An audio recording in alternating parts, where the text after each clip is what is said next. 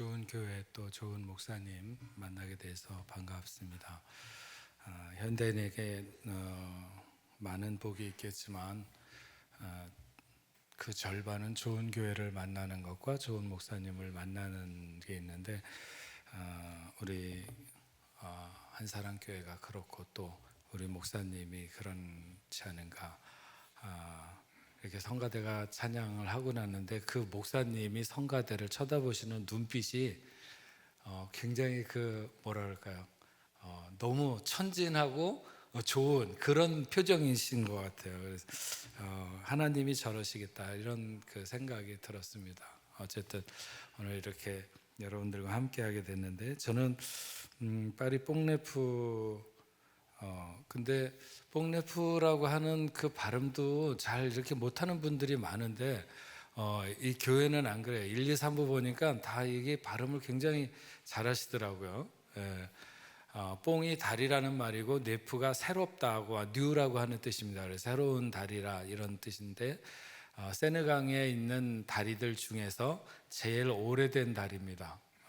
그런데 예전에는 나무로 다리를 놓고 그 위에 살기도 하고 그랬는데 사람들이 건너다니는 목적으로만 돌로 낮은 최초의 다리가 뽕네프입니다. 그래서 새로운 그 방식으로 지어진 그래서 튼튼하고 건강하다.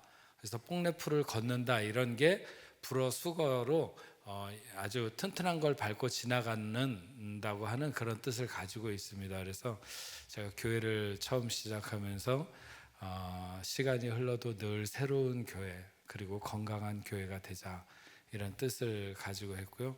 또 뽕네프가 파리에 사는 사람이나 파리 주변에 사는 파리지앙들의 정서적인 고향 같은 것입니다. 그래서 나그네 힘든 이국 땅에서 삶의 이렇게 고향 같은 교회가 되자.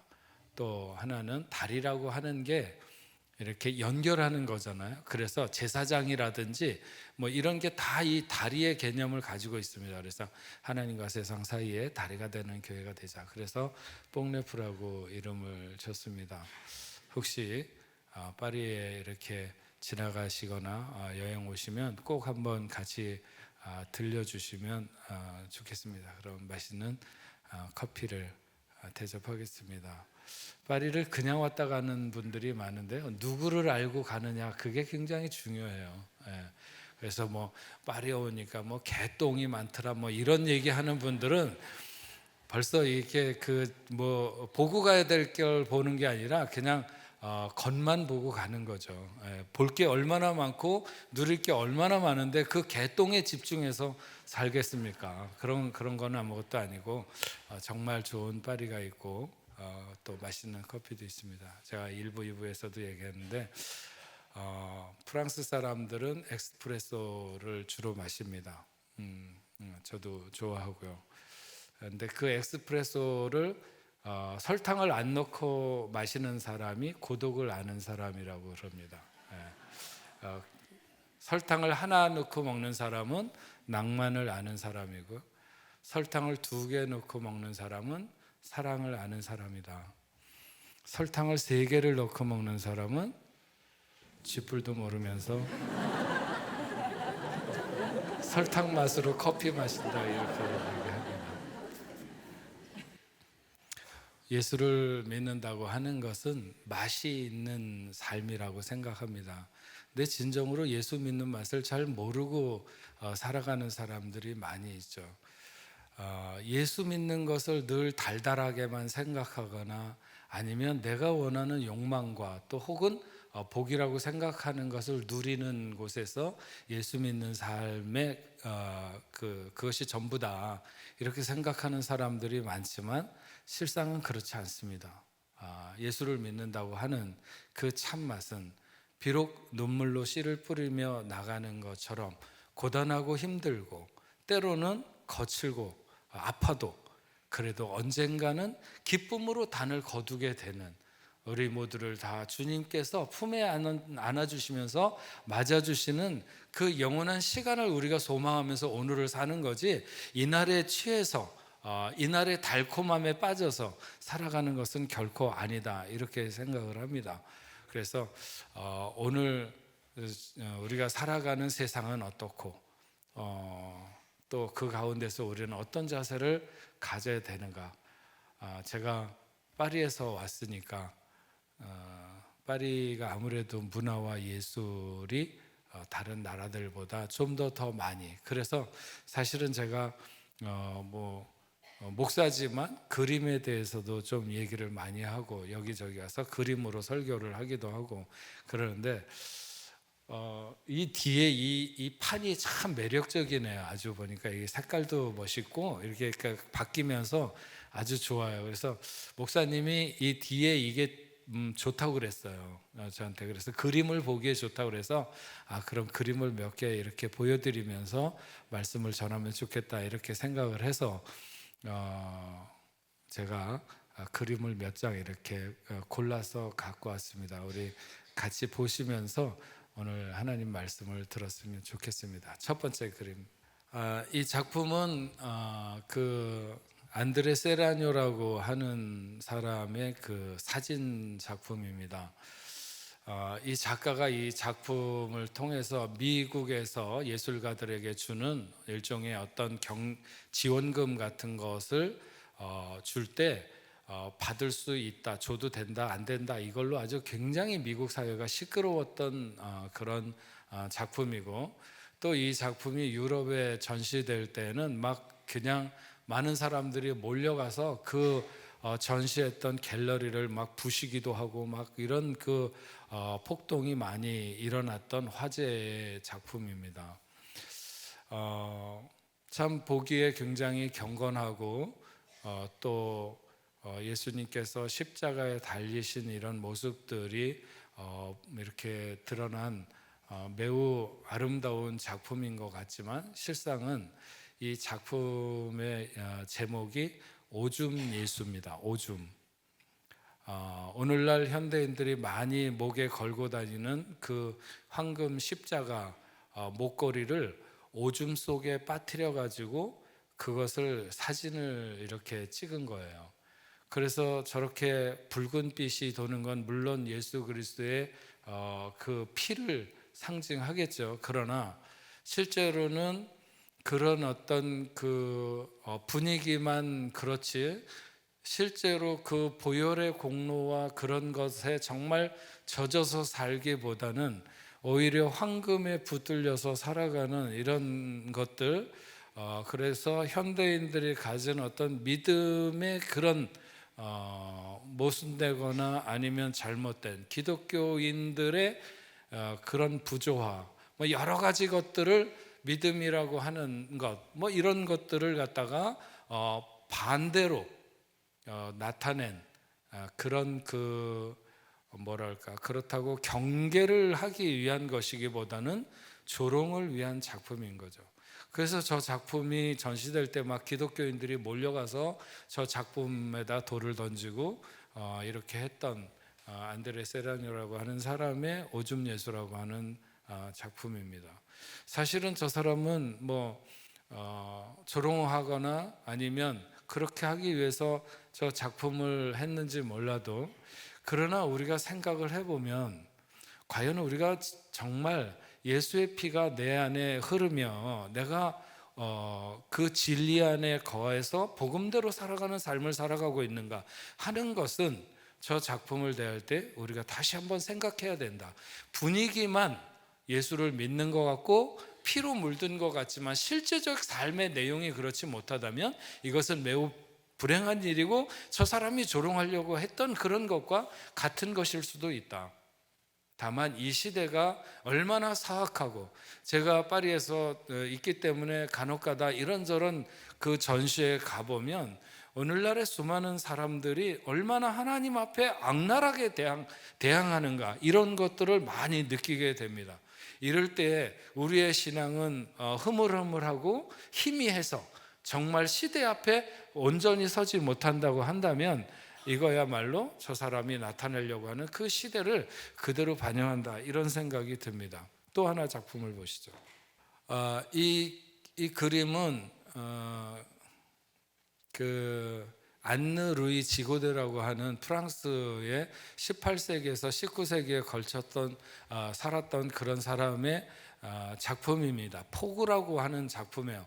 폭우가 일어나서 사람들이 떠내려가는, 그래서 요 밑에 보면 막 폭우에 사람이, 지금 죽은 사람이 떠내려가고 있는 그 와중에 어떤 사람이 손에 자기 부인쯤 되는 여자의 손을 잡고 있고, 그 여자의 등에 아이가 하나 매달려 있고, 또 더 적은 아이는 앞에 가슴 쪽에 이렇게 그 매달려 있고, 또 그 사람의 등에는 저 중심에 있는 남자의 등에는 또 이미 생을 살 만큼 살았다고 말할 수 있는 노인이 이렇게 돈주머니와 뭐 이런 것을 붙들고 매달려 있는 그런 그림입니다.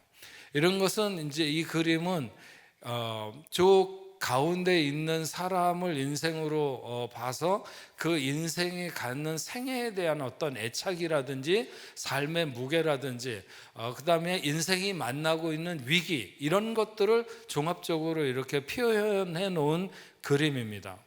근데 여러분 저기서 보면 이게 뭐 그림이 커도 더 확대를 해서 보게 되면 저 갓난 아기의 눈에서 눈물이 막 이렇게 그러니까 아기가 울면서 눈물을 흘리고 있는, 이제 태어난 지 얼마 안 된 저 아이, 울고 있는 아기가 생애에 대한 애착이 더 큰 건지, 아니면 저 뒤에 그 남자의 등에 매달려 있는 그 살 만큼 산 사람의 생애에 대한 애착이 더 큰 건지, 뭐 이런 것, 그 다음에 그 인생을 붙들고 있는 어떤 욕망이라든지 뭐 이런 여러 가지 것들을 저 그림이 나타내 주고 있습니다.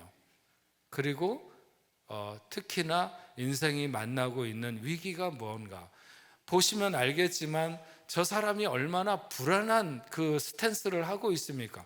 실제로는 저렇게 서 있는 것이 거의 불가능할 정도로 위태롭게 서 있을 뿐만 아니라, 그리고 한 손에 매달려 있는 그 자기 아내와 자녀들, 그를 붙들고 그들을 살려야 되기도 하고, 또 자기 어깨를 짓누르고 있는, 그리고 자기의 서 있는 곳은 불안한데 오직 한 가지로 버텨지고 있는 것은 저 남자가 붙들고 있는 나무입니다. 저 뒤에 있는 나무. 그런데 그 나무가지가 지금 막 부러지고 있는 거예요.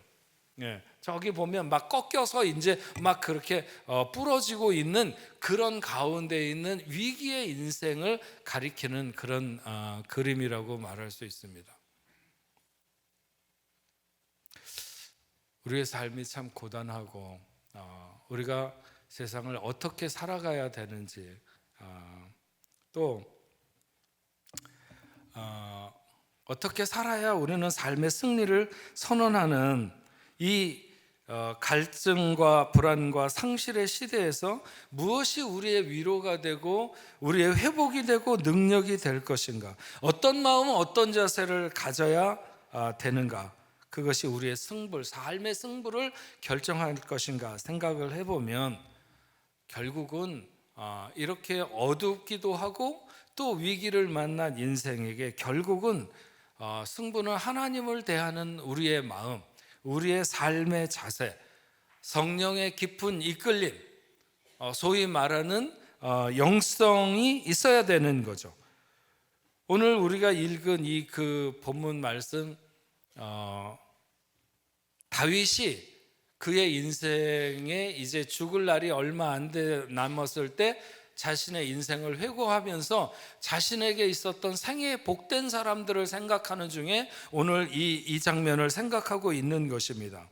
다윗이 자신이 아굴람 굴에 있을 때 블레셋과 싸우며 르바임 골짜기에서 진을 치고 있을 때, 블레셋 사람들이 이 다윗의 고향이라고 말할 수 있는 베들레헴을 차지하고 있었습니다. 이때 다윗이 그 베들레헴 성을 바라보면서 누가 저 성문 곁에 있는 그 샘물을 좀 떠다가 나에게 마시게 하면 좋겠다. 누구 보러 떠오라고 그러는 게 아니고 그냥 자기가 혼자 생각을 그렇게 중얼거린 거예요. 자기도 모르게 왜냐하면 날은 너무 덥고 건너다 보이는 그 베들레헴 성문 곁에 있는 샘은 자기가 늘 어린 시절에 양을 몰고 이렇게 들판을 돌아다니다가 해가 질 무렵이면 돌아오면서 바로 그 샘물에 물을 떠서 마시던 그때 느꼈던 그 시원한 그런 마음을 생각하면서 누가 저 성문 곁에 있는 물을 떠다가 마시게 하면 좋겠다, 이렇게 중얼거린 거죠. 그런데 그것을 옆에 있던 신하가 들었어요. 정말 충성스러운 신하고 자기의 주군을 사랑하는 신하는 그 주인의 그 기쁨을 주고 싶은 거잖아요. 그래서 옆에 있었던 다른 신하하고 속닥속닥 이렇게 얘기를 해서 우리가 가서 물을 길어다가 우리의 주군에게 드리자. 그래서 3명이 적진을 뚫고 몰래 들어가서 거기에서 물을 길어 가지고 와가지고 그 다윗에게 주게 됩니다. 그런데 다윗이 그 물을 마시지 않은 거죠. 그것은 물이 아니라 신하들의 피였다는 것입니다. 이건 물이 아니라, 그래서 아마 야단쳤을 수도 있어요. 너희들 미쳤냐? 그러다가 죽으면 어떡하려고 거기에 들어가서 그 물을 떠왔냐? 야단치고 난 이후에도 다윗은 생각하기를 이거는 물이 아니다, 이거는 피라고 하는 거죠. 그래서 그 물을 마시지 않고 땅에 쏟아서 여호와 하나님 앞에 부어드린 것입니다. 나의 목마름보다는 하나님의 목마름을 먼저 생각하는, 자신의 소원보다는 하나님의 소원을 앞세우는. 여러분, 우리 시대의 많은 모든 문제가 어디에서부터 삐걱거리기 시작하는가? 그것은 내 갈증, 내 목마름을 먼저 채우려고 하는 곳에서부터 시작하는 것이죠. 그러나 여러분, 한나가 아기를 못 낳아서 괴로움을 당하고 하나님 앞에 나가서 울면서 기도합니다. 그럴 때 하나님께서 한나에게 자신의 마음, 하나님의 마음을 먼저 그에게 심어주세요. 응? 네가 아기가 필요하냐? 나도 필요해. 나도 애가 필요해. 그래서 한나가 기도하면서 울면서 기도하는 중에 뭐라고 기도를 해요? 하나님, 아이를 주시면 하나님 앞에 드리겠나이다. 하나님 앞에 드리겠나이다. 그래서 그 아이를 주셔서 그 아이를 젖을 떼면서부터 성전에 보내가지고 거기서 자라나게 해서 그 시대에 필요한 하나님의 일꾼 선지자로 사무엘이 사용되게 되는 거죠. 그리고 하나님은 한나에게 그 이후에 아들 셋과 딸 둘을 더 주셨다고 그랬어요. 그냥 하나만 있어도 좋겠다라고 생각했던 한나에게 하나님이 그렇게 자식을 주신 거죠. 이런 것을 가리켜서 우리는 구속사적인 삶이라 이렇게 말을 합니다. 먼저 하나님의 목마름을 채웠더니 하나님께서 우리의 소원을 만족하게 하셨다. 우리가 가는 인생에 우리의 삶이 그렇게 하나님의 구속사를 이루어가는 삶이 돼야 됩니다. 내가 하나님을 먼저 생각했더니 하나님께서 하나님의 뜻을 이루어 가시면서 내 삶을 만족하게 하신다고 하는 것이죠. 다윗은 정말 마시고 싶었어요, 그 물을. 그래서 자기도 모르게 중얼거렸던 거죠. 근데 그 신하들이 떠왔어. 그러면 고맙다고 얘기를 하고, 고맙다, 야, 그렇게 안 해도 됐는데, 뭐 이렇게 생각하고 마실 수도 있어요. 그러나 그렇게 하지 않았죠. 이런 다윗을 하나님이 어떻게 보셨을까요?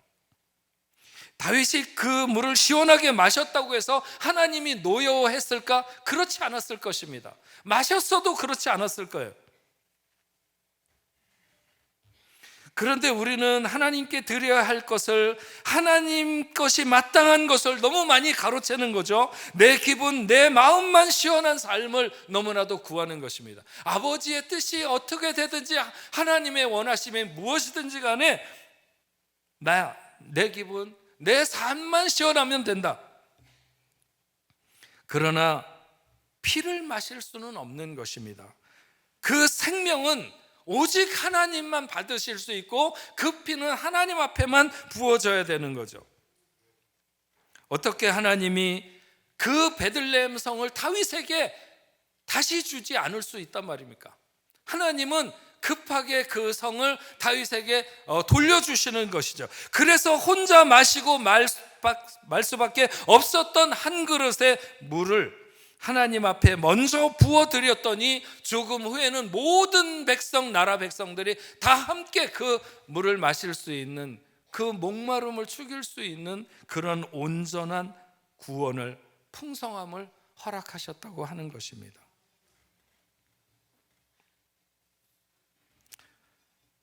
우리의 삶에 이런 게 중요해요. 하나님의 마음을 먼저 생각하는 것. 믿음이라고 하는 게 저는 그런 거라고 생각이 듭니다. 너희가 겨자씨만한 믿음만 있으면 이 산을 명하여 저 바다에 던져라 해도 그대로 될 것이라고 했는데, 제가 아들 하나에 딸이 둘이 있습니다. 이제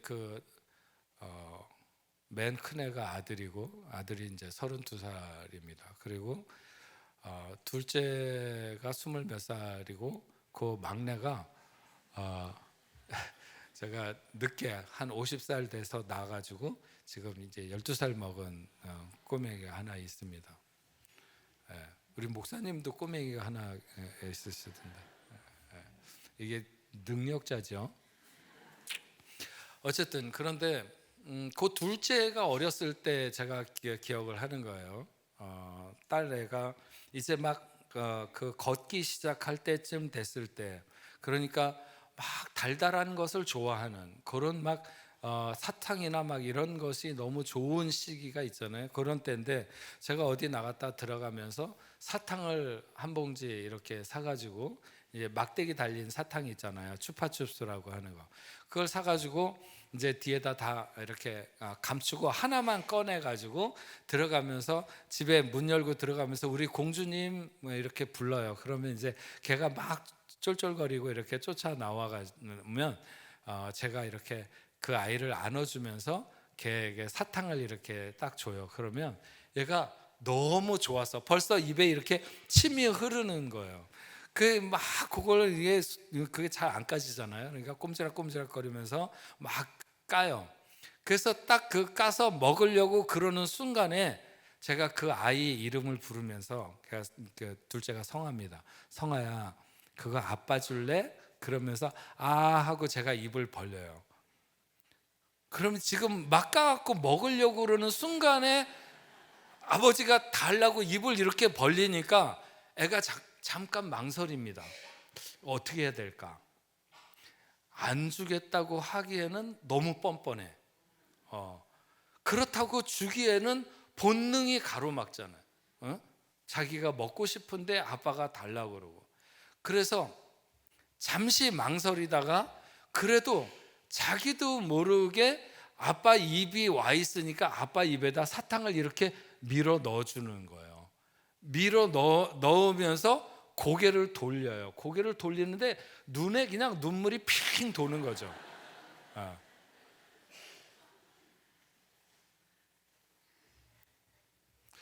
세상에 저는 그보다 아름다운 장면은 없어요. 물론 제가 걔가 눈물을 철철 흘리도록 그냥 두는 건 아니에요. 그냥 눈물이 핑 돌았을 때 얼른 뒤에 있는 사탕 한 봉지를 꺼내서 그 아이에게 다 주면서 이게 다 네 거야, 네 거야, 이렇게 얘기를 하죠. 저는 그 아이와 늘 그런 관계로 성장하기를 원했어요. 아빠가 달라고 그러면 본능은 주기 싫어도, 갓난 아이들도요, 인간은 다 날 때부터 죄성을 가지고 태어나요. 어린 아이라는 게 뭐예요? 이기적이라는 거거든요. 보통 애들은 다 새우깡 한 봉지 사주고 하나 달라고 그러면 그 중에 꺼내 갖고 부러뜨려서, 새우깡 금방 사줬는데도 그 중에 하나 꺼내 갖고 부러뜨려서 반을 준다니까. 이 인간이 다 그래요. 근데 내가 이렇게 했을 때 이 아이는 자기도 모르는 사이에 내 입에 집어넣어주고 눈에 눈물이 순간적으로 고이는 거예요. 우리가 하나님을 먼저 생각한다고 하는 것, 하나님의 목마름을 기억한다고 하는 것은 어쩌면 그런 것일 수도 있어요. 내가 하나님 앞에 내려놓기 때문에 내 눈에 눈물이 핑 돌거나, 아니면 허리가 휘청하거나 무릎이 꺾이거나 그럴 수도 있죠. 그러나 그래도 그렇게 하나님을 먼저 생각하고 하나님의 뜻을 먼저 목마름을 먼저 하려고 하는 자세를 가져보라는 거죠. 그러면 알게 됩니다. 하나님께서 우리에게 베푸시는 온전한 구원을. 알아요. 그래서 저희 그 딸은 아버지가 달라고 그러면 뭐든지 다 내놔요. 왜? 더 좋은 것으로 오는 줄 아니까. 더 좋은 것으로 줄 줄을 알거든요. 우리가 바로 그래야 되는 거죠. 하나님 앞에 믿음이 있다고 하는 것은 그래서 겨자씨만한 믿음이라고 한 것 같아요. 갈등하잖아요, 믿음. 그래도 자기의 입에 집어넣거나 안 된다고 말하지 않고 자기도 모르는 사이에 아버지 입에다 집어넣는 것처럼 힘들어도 그렇게 하나님 앞에 했더니 하나님께서 우리에게 베푸시는 그 놀라운 역사, 우리가 세상을 그렇게 살아가야 되리라고 생각을 합니다. 사도 바울이 예루살렘을 향해서 나가는 그의 여정의 거의 그 끝부분에 사도행전 21장에 보면 많은 사람들이 주변에서 올라가지 말라고 말립니다. 왜냐하면 올라가면 어려움이 있을 것이라고. 그것을 두로에서 가이사랴에서 제자들이나 빌립의 딸들이나 이런 사람들이 기도하는 가운데 성령이 알려주셔서 올라가지 말라고 막 그렇게 해요. 그래도 이 바울은 올라가면서 그들에게 말하는 거예요. 왜 너 울어가지고 나를 이렇게 마음 아프게 하느냐? 나는 주 예수의 이름을 위하여 결박당하는 것뿐만 아니라 죽을 각오도 이미 돼 있다. 예수를 위하여 죽을 각오도 돼 있다. 여러분, 우리가 성령의 깊은 의도를 아는 게 중요한데, 성령이 어려움이 있을 거라고 보여준다고 해서 그 길을 가지 말라는 게 아닙니다. 주변 사람들에게 보여줬다면 그럼에도 불구하고 같이 있고 가야 되는 길이라면, 사명의 길이라면 가야 되는 거죠. 다만 더 기도하라는 것이죠. 더 기도하라고 알려주는 것이지 가지 말라고 알려주는 게 아니라고 하는 것입니다. 그래서 예수의 이름으로 죽기를 각오하고 나아가는 마음의 자세, 세상에 죽기를 각오하는 자세가 가장 힘이 있습니다. 주를 위해 죽기로 하면 사는 것이고, 그리고 이보다 더 깊은 영성이라고 하는 것은 없어요. 내가 주를 위해서 죽기를 각오하는 삶, 그것이 가장 깊은 영성이죠. 예수님께서도 자기의 뜻이 아니라 아버지여, 할 수만 있으면 이 잔을 내게서 지나가게 하옵소서, 그러나 내 뜻대로 마옵시고 아버지의 뜻대로 하옵소서. 결국 그분이 십자가에서 뛰어내려오지 않은 것은 자신의 욕망과 자신의 의지, 자신의 아픔이나 슬픔은 뛰어내려오고 싶지만, 그래서 자신에게 조롱하고 침뱉는 사람들을 벌하고 싶지만, 그러나 인류를 구원하시고자 하시는 그 아버지의 간절한 뜻을 알기 때문에 그는 끝내 십자가에서 내려오지 아니하고 아버지의 뜻을 먼저 이루어 드림으로 온 인류를 구속하시고 오늘 우리들을 구원하시는 구원자가 되신 줄로 믿습니다. 자기의 목마름을 먼저 생각하는 것은 바닷물을 들이키는 것과 같습니다.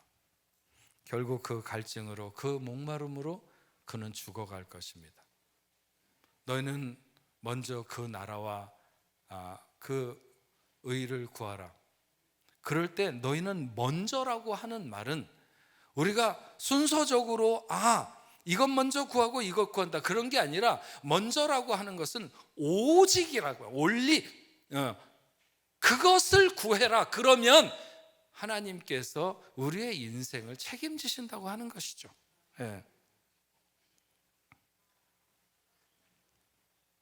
제가 마지막으로 그림을 좀 더 보여드리고 말씀을 맺어야 될 것 같습니다. 저 그림은 리텐슈타인의 행복한 눈물이라고 하는 작품입니다. 한때 우리나라에서 저 작품 때문에 논란이 굉장히 많았어요. 저게 250억쯤 되는 그림인데 사실 뭐 저거 만화 같지 않습니까? 만화 같은데 그렇게 저걸 비싸게, 근데 실제로는 굉장히 시대를 대표하는 아주 굉장한 그림이고, 저런 그림의 이유를 팝아트라고 하는 장르로 불려서 리텐슈타인이나 앤디 워홀 같은 사람들, 이런 사람들, 저거 이제 앤디 워홀이 한 작품인데, 밑에는 당시에 미국 사람들이 늘 먹는 그 통조림 라벨 같은 거, 뭐 여러 가지 깡통 통조림 같은 거 라벨이라든지, 저 위에는 그 마릴린 먼로를 이렇게 여러 가지 색깔만 입혀갖고 그냥 프린터 하듯이 이렇게 한 거고요. 그 다음에 또 하나 저 코카콜라 같은 것, 저게 무슨 예술 작품이냐 이렇게 말할 수 있지만, 왜 사람들이 앤디 워홀이나 이런 사람에게 그렇게 열광하는가, 저게 무슨 작품인가 이렇게 말할 수 있겠지만, 앤디 워홀이 가진 생각 중에 하나가 뭐냐면, 우리는 예술이라고 하면 굉장히 위대한, 따라갈 수 없는 어떤 대단한 것이라고 생각하지만 그렇지 않다. 그 위대함과 일상에는 경계가 없는 것이다, 이렇게 얘기를 하는 거예요. 그러면서 그런 거죠. 재벌이 2천억을 가진 사람이 마시는 코카콜라의 맛이나 그 100원을 동량해서 사서 마시는 코카콜라의 맛이나 그 맛은 똑같다. 그래서 어떤 그 위대함이라고 하는 것이 정말 위대한 것이 따로 있는 것이 아니라 모든 일상과 그 위대함에 어떤 경계가 없는 것이다 하는 거예요. 그래서 저는 그런 것들을 보면, 야, 어떻게 저 사람이 저걸 캐치를 했을까? 왜냐하면 저는 평생을, 제가 19의 전도사가 됐습니다. 그래가지고 40년을 넘게 목회를 하면서 수많은 사람들의 영혼을 위해서 그 삶을 들여다보면서 지내오는 중에 깨닫게 되는 것 중에 하나, 그것도 설명할 수 없는 것 중에 하나였는데, 저 사람의 저런 작품 가진 생각을 보면서 내가 분명히 알게 된 것이 바로 그런 거예요. 위대함과 일상은 경계가 있지 않다.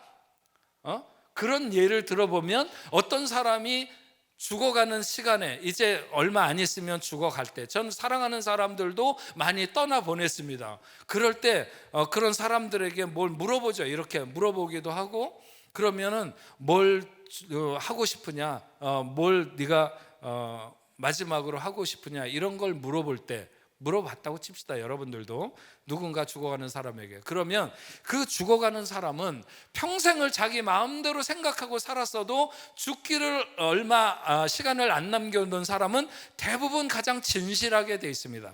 정말 하고 싶은 것, 정말 뭐를 해보고 싶은가, 그 순간에. 그래서 요구하는 게 뭐냐면, 어마어마한 뭐 빨간색 페라리를 한번 타고 그냥 경부고속도로를 달렸어야 되는데 자기가 그걸 못 해봤으니까 해보고 죽었으면 좋겠다, 이런 사람도 없고요. 아니면 뭐 크루즈선을 타고 세계 여행을 해봤어야 되는데 내가 그걸 못 해보고 죽어서 안타깝다, 분하다, 이렇게 말하는 것이 아니라, 뭘 해보고 싶냐 그러면 정말 가족들이랑 둘러 앉아가지고 이렇게 같이 즐겁게 밥을 한 끼 먹을 수 있으면 좋겠다. 아니면 아이들과 손잡고 늘 그렇게 나갔던 것처럼 교회에 가서 함께 옆자리에 앉아가지고 같이 하나님 앞에 예배드리는 그런 시간이 한 번만 있었으면 좋겠다. 아니면 내가 늘 산책하던 그 호숫가를 산책할 수 있으면 좋겠다. 그런 소원들이 돈이 있어야 되는 게 아니잖아요. 그냥 누구든지 길거리에 거지도 할 수 있는 일이잖아요. 그거야말로 정말 일상적인 일이잖아요. 그런데 왜 죽어가는 그 순간에 무엇을 해보고 싶으냐고 물으면 그런 것을 얘기할까요? 그게 위대하기 때문에 그렇습니다. 오늘 우리가 이렇게 나와서 하나님 앞에 예배하는 이 자리가 그냥 아무런 생각 없이 주일이 됐으니까 이렇게 나와서 예배 드린다고 생각할지도 모르겠지만, 우리는 너무나도 행복할 수밖에 없고 그렇게 고백할 수밖에 없는 위대한 순간에 이 자리에 앉아 있는 거예요. 예? 여러분 가정에 혹시 병자가 있습니까? 그 사람이 병원에 누워서 열이 40도가 넘게 올라간다. 그러면 그 1도만 떨어지는 것에 대해서 40도가 됐다가 39도만 되어도 얼마나 감사함이 넘치는지 모릅니다. 암 환자가 그 밥을 한 숟가락 못 넘겨가지고 너무 고통스러워할 때 그 밥 한 숟가락이라도 토해내지 않고 꿀꺽 삼켰을 때 옆에서 보는 사람도 얼마나 감사한지 몰라요. 제가 그런 사람이 있어 봐갖고 잘 알아요. 파리에 있을 때도 저희 집이 이렇게 아파트 17층인데 이렇게 시내에서 들어가다 보면 부엌이 보여요. 부엌에 불이 켜 있으면 너무 감사해. 여러분 부엌에 불 켜 있다고 감사합니까? 아, 저기 지금 움직이고 있구나. 전화를 걸었는데 여보세요 하고 받으면 너무 감사해. 그 사람이랑 대화하기 전에 먼저 하나님 앞에 감사해. 왜? 아, 지금 그래도 이렇게 건강하게 받고 있구나. 그런데 우리가 누가 전화 걸었는데 집에서 부인이 전화 받는다고 아유 하나님 감사합니다 이런 사람이 있어요? 왜 없습니까? 안 아프니까. 위대한 일상을 보내고 있는 거예요. 파리에서 맞는 아침과 뉴욕에서 맞는 아침만 위대한 게 아니라 아프리카의 그 흙더미 속에서 작은 초가집 속에서 맞는 아침도 위대한 아침이다. 그래서 제가 선교사님들한테 그런 얘기를 해요.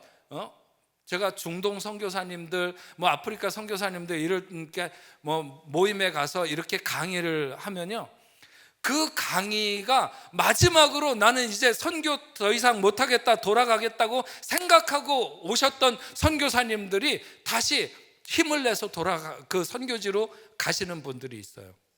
왜? 우리가 깨달아야 되는 거야. 자기의 삶이 너무 비참하고 아무것도 이루지 못하는 것 때문에 너무 시달려요. 저 중동이나 이런 데 있는 선교사님들은. 그런데 그렇지 않다는 거예요. 하나님 앞에서 정말 몇만 명이 모이는 교회에서 설교를 하든지 오늘도 한 명이라도 얻을까 해서 길거리를 헤매고 있는 선교사의 삶이든지 똑같이 위대한 그런 하나님이 주신 복된 시간이라고 하는 것에 대한 분명한 인식이 있으면 그런 생각 안 갖는 거죠. 저는 여러분들이 어떤 생각 또 오늘 어떤 환경을 만나고 있는지 모릅니다. 혹시라도 남들이 알지 못하는 고단하고 힘든 아니면 정말 길을 몰라서 너무 고통스럽고 방황하는 그런 마음으로 오늘 이 자리에 있다 할지라도 여러분이 있는 이 시간은 하나님이 만들어 우리에게 주신 위대한 일상인 줄로 믿습니다. 위대한 일상이에요. 그런 시간 속에서 우리가 알아야 되는 더 온전한 하나님의 그 구원하심을 늘 그 안에 살기를 원한다면 하나님의 목마름을 먼저 생각해라. 이런 세상 속에서 자꾸 내 것만, 내 목마름만 생각해서 어떻게 해서든지 나를 위한 삶으로 달려가려고 하면 계속해서 삐걱거리고 문제가 생기고 넘어지고 엎어지는 거예요. 그러나 다윗이 목말랐지만 그러나 그것을 땅에 쏟아 부으면서 오직 하나님 앞에 드리고자 했을 때 잠시 시간 후에 하나님은 그 블레셋을 물리치고 그 베들레헴을 차지해서 그 베들레헴 성 곁에 있는 그 우물물을 온 나라 백성들이 다 함께 마실 수 있는 이 놀라운 역사를 이루어 주신 것처럼 오늘 우리가 실제로 목마르거나 힘들거나 고단해도 그런 가운데에서도 여호와 하나님의 뜻을 하나님이 무엇을 원하시는지를 먼저 생각하려고 할 때 하나님은 우리에게 온전한 구원을 이루실 줄로 믿습니다.